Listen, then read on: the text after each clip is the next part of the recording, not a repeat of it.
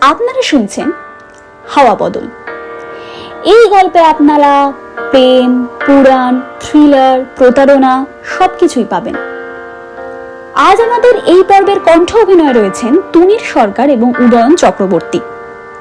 শুরু করছি আমাদের হাওয়া বদল সিরিজের পর্ব ৩, ২ রকম। শুট গ্রাউন্ডে আসা সেই ভদ্রলোকের মুখ এতক্ষণে দেখতে পাওয়া গেল।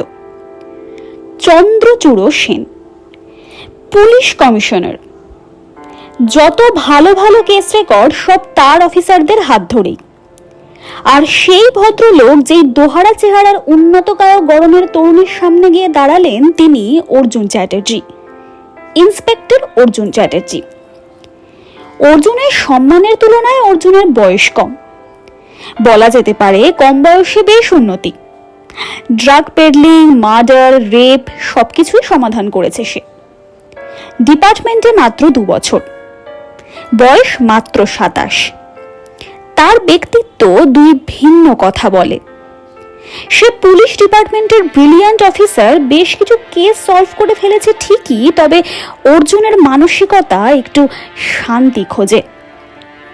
বুদ্ধিদীপ্ত চোখগুলো অপরাধীদের শনাক্ত করে ঠিকই, কিন্তু সেই চোখে জলও আসে। তাকে সবাই তীরন্দাজ বলেন। হয়তো সে নামেও অর্জুন, কাজেও অর্জুন। বন্দুকের নিশানা ভুল হয় না, তবে তার পরিবারের থেকে সে আলাদা। কাছের মানুষ কেউ নেই তার। ছোটবেলা থেকেই বাবা মার ঝগড়া, তারপর ডিভোর্স অর্জুনের সোশ্যাল লাইফকে সব সময় বিঘ্নিত করেছে। তার বাবাও পুলিশ ছিলেন, শ্রীকান্ত চ্যাটার্জি, তবে ঘুষ খেয়ে আর ভাত ডাল খাওয়ার প্রয়োজন পড়তো না হয়তো। পুলিশের কাজকে বরাবরই সৎ পেশা হিসেবে দেখে এসেছে অর্জুন। বাবা সমেত গোটা সমাজ তাকে টোন টিটকিরি দিলেও যতই হোক সে প্রমাণ করবে পুলিশ অর্থাৎ সৎ। আর কমিশনার সাহেব তার ডিপার্টমেন্টের ব্রিলিয়ান্ট অফিসারদের সাথে কাজের বাইরেও ব্যক্তিগত সম্পর্ক রাখতে পছন্দ করেন। আজ যে অর্জুনের শুট প্র্যাকটিসের শিডিউল রয়েছে তা জানতে পেরে শুট গ্রাউন্ডেই হাজির কমিশনার সাহেব। অর্জুনকে বললেন, আজকে বাঙালিদের বিশেষ দিনের সূচনা। এই দিনটার দিকে প্রত্যেক বাঙালি তাকিয়ে থাকেন। আজ থেকেই দুর্গাপুজোর শুরু। সবাই কম বেশি বাড়ি গেছে। তুমি কেন যাওনি অর্জুন? আজকের দিনে কে বন্দুকের গুলির উপর মনোনিবেশ করে? অর্জুন শুধু একটা সামান্য হাসি দিল। কমিশনার বাবু বললেন, ডিউটিতে তো সব সময় অন পয়েন্ট থাকতেই হয়, হবেও। দুর্গা মায়ের বোধনের দিন, সবাই 1 ঘন্টার জন্য হলেও বাড়ি গিয়ে পরিবারের সাথে দেখা করে আসছে। তুমিও যাও। অর্জুন এবার বলল, আমার বাড়ি? কে আছে স্যার আমার বাড়িতে? মা তো সেই কোন ছোটবেলায় আমাকে ফেলে চলে গেছে। এখন আমি কি করি না করি তার কোনো খোঁজ খবরও নেয় না।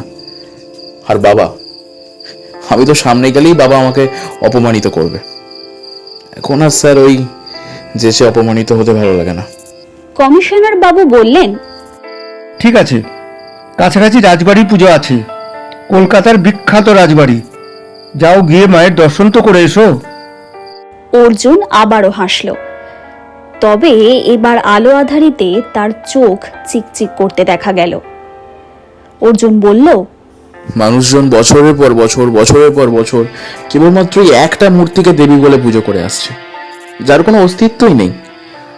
দেবীরা নাকি পরিত্রাণ করে। কই স্যার, আমার দুঃখের তো কোনো পরিত্রাণ নেই। কমিশনার সাহেব কিছু বলতে পারলেন না।